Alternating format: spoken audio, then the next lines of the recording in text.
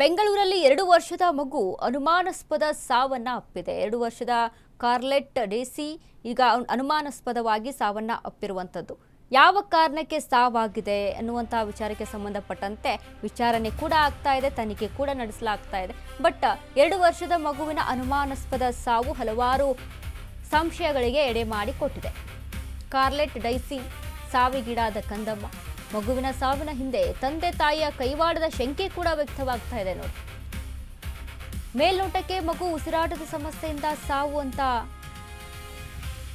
ಕಾಣಿಸ್ತಾ ಇದ್ರೂ live in ರಿಲೇಶನ್ಶಿಪ್ನಲ್ಲಿದ್ದಂಥ ಪೋಷಕರ ಮೇಲೆ ಡೌಟ್ ಇಲ್ಲಿ ವ್ಯಕ್ತವಾಗಿದೆ. ಬಾಣಸವಾಡಿಯ ಇಂದಿರಾ ಸ್ಟ್ರೀಟ್ನಲ್ಲಿ ನಡೆದಂತಹ ಘಟನೆ ಇದು. ಕೆಲ ವರ್ಷಗಳಿಂದ ಲಿವಿಂಗ್ನಲ್ಲಿದ್ದಂಥ ಜೇಸನ್ ಮತ್ತು ರೋಸ್ಲಿನ್, ಲಿವಿಂಗ್ನಲ್ಲಿದ್ದ ಜೋಡಿಗೆ ಹೆಣ್ಣು ಮಗು ಕೂಡ ಆಗಿತ್ತು. ಮೊನ್ನೆ ಏಕಾಏಕಿ ಕಾರ್ಲೆಟ್ ಡೈಸಿಗೆ ಉಸಿರಾಟದ ಸಮಸ್ಯೆ. ಆದರೆ ಸ್ಥಳೀಯ ಆಸ್ಪತ್ರೆಗೆ ಹೋಗುವಷ್ಟರಲ್ಲಿ ಮಗು ಸಾವನ್ನ ಅಪ್ಪುತ್ತೆ. ಈ ಬಗ್ಗೆ ಮೊನ್ನೆ ರಾತ್ರಿಯೇ ಮಾಹಿತಿ ಪಡೆದಿದ್ದ ಪೊಲೀಸರು ನಿನ್ನೆ ಮಗು ಸಾವಿನ ಬಗ್ಗೆ ದಂಪತಿ ಸ್ನೇಹಿತೆಯಿಂದ ದೂರು ದಾಖಲಾಗಿದೆ. ಮಗುವಿಗೆ ತಾಯಿ ಹೊಡೆಯುತ್ತಿದ್ದರು, ಅದಕ್ಕೆ ಮಗು ಸತ್ತಿದೆ ಅನ್ನುವಂಥದ್ದು ಕೂಡ ಇಲ್ಲಿ ಕೇಳಿ ಬರ್ತಾ ಇದೆ. ಮಗು ಸಾವಿನ ಬಗ್ಗೆ ಅನುಮಾನ ಇದೆ ಎಂದು ಸ್ನೇಹಿತೆ ದೂರನ್ನ ಕೊಟ್ಟಿದ್ದಾರೆ. ಮಗು ಮೈ ಮೇಲೆ ಗಾಯದ ಗುರುತುಗಳಿವೆ ಎಂದು ಅನುಮಾನ ಕೂಡ ವ್ಯಕ್ತವಾಗ್ತಾ ಇದೆ. ಬಾಣಸವಾಡಿ ಠಾಣೆಯಲ್ಲಿ ಅನುಮಾನಾಸ್ಪದ ಸಾವು ಪ್ರಕರಣ.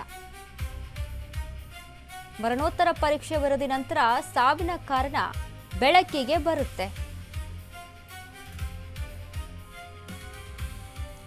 ಇದೇ ಮಗು ನೋಡಿ, 2 ವರ್ಷದ ಮಗು.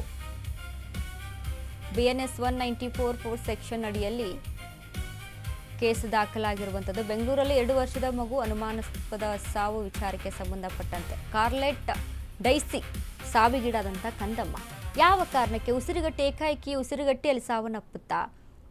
ಉಸಿರಾಟದ ಸಮಸ್ಯೆ ಆಗಿತ್ತು, ಹಾಗಾಗಿ ಹಾಸ್ಪಿಟಲ್ಗೆ ಕರೆದುಕೊಂಡು ಹೋಗ್ತಾ ಇದ್ರು, ಮಾರ್ಗಮಧ್ಯದಲ್ಲಿ ಸಾವನ್ನಪ್ಪಿದೆ ಅಂತ ಕೂಡ ಹೇಳಲಾಗ್ತಾ ಇದೆ.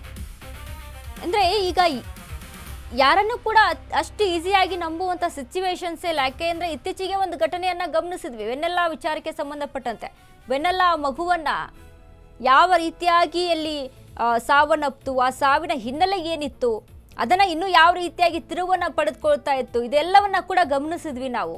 ಹಾಗಾಗಿ ಇದು ಕೂಡ ಯಾವ ರೀತಿಯಾಗಿ ಅಂದರೆ ಹಲವಾರು ಶಂಕೆಗಳು ಅನುಮಾನಾಸ್ಪದವಾಗಿ ಇಲ್ಲಿ ಕಂಡು ಬರ್ತಾ ಇದೆ.